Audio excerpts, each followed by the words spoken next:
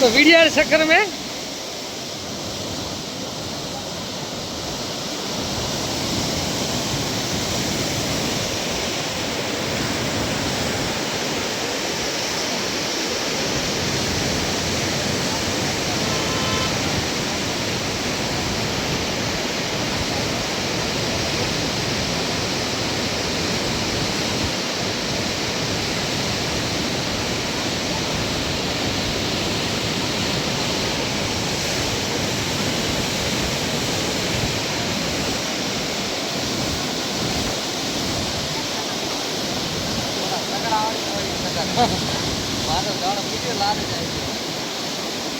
घणी दूर भालनु नहीं एक ठिकाने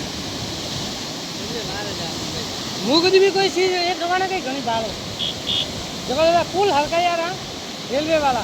वे नीचू गाले घणो भाली वान ककड़ी करे नीचा जाओ थई नहीं पड़े हम भाली गए हैं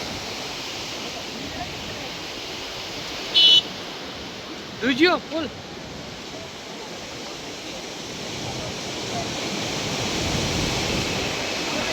मैं ये ऐसे झूठ बोलता था अटे बेरो घणी भाड़वा आवे देख बड़ी हारी बेरो